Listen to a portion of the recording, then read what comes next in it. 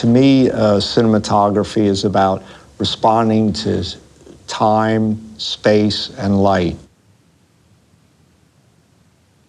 Aeroflex was an extension of my own development in creating images, that they were always making advances through the technology that I could use in learning my own craft. Ed Lachman, cinematographer. I started in documentaries. I worked for the Maisel brothers, and I used to run their office, did sound, did second camera, worked on Grey Gardens, I worked on Christo's Valley Curtain. So those were the kind of films. I really learned my craft through documentary, which I always think is a good place to start because of the immediacy of the image, how you have to respond to the conditions that you're in and adapt. And so that was really my schooling. Actually, Werner Herzog gave me my start. We met at a festival in Berlin, and he called me one morning and said, I'm going to this island in Guadeloupe, and will you come with me? There's going to be a volcano that erupts that could be the size of an atomic bomb. And I said, sure, what film stock are we going to shoot? His public appearances, he's this madman, but privately, he's one of the sanest directors I've ever worked with. My evolution or working in cinema really starts with the BL2. That camera I still feel the closest to. The camera, the BL2, was ergonomic, balanced. Maybe it was a little noisy, but it was a wonderful camera. I loved the viewing system in that camera. By the 80s, I was working with a BL3 and then the 4. So I've always owned Aeroflex cameras through my career. The ARRICAM, for me, was the evolution out of the movie cam. It took the best of both worlds. By the time Aeroflex got to make the ARRICAM, the digital world came in, but the ARRICAM and the 416 were like the quintessential film cameras. Well, now the Alexa is the quintessential digital camera. You know, the photographic image for me isn't just a representational image. It's about finding the poetic or psychological truth of the image. And that's what I'm always searching with the directors, how you tell a story and find the interior world of the character. I got an ARRICAM, probably Aaron Brockovich I shot with an ARRICAM.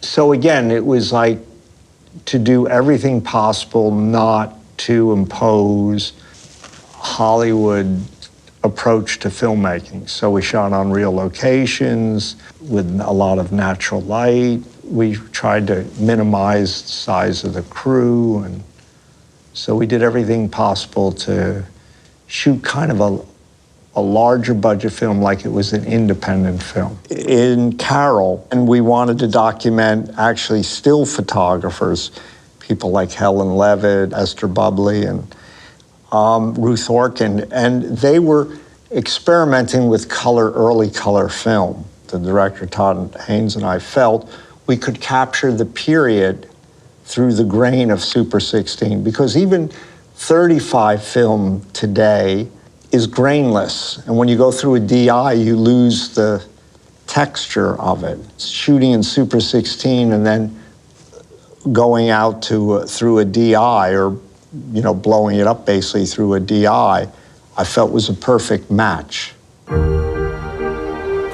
many times have you been in love? You're always the most beautiful woman in the room. Therese Balavet. Carol. Tell me you know what you're doing. I never did.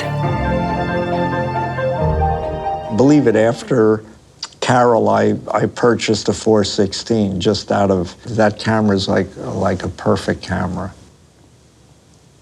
I just wanted to have it. I don't know if I'll shoot another Super 16 film, but If I ever do, it will certainly be with the 416.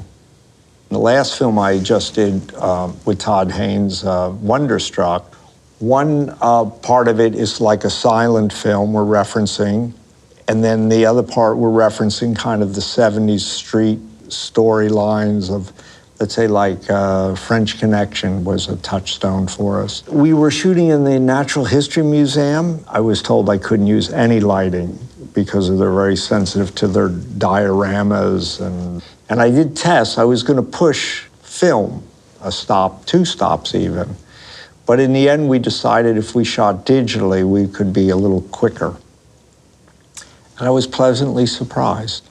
I was rating it at higher than 800, and I had really wonderful results. I don't want to sound like I'm a Philistine or a reactionary that I exclusively have to shoot film. I just think we shouldn't give up the tools that every story should dictate its own language. I mean, I own a Mini, so I can't say I'm opposed to the digital image. You know, I like the size of it, and I like the output of it, and now that it's gone raw, it does everything I need it to do.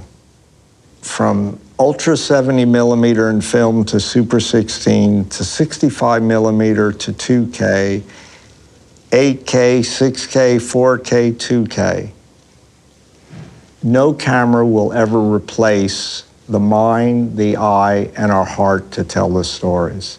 But thank you, Ari, for helping us tell our stories.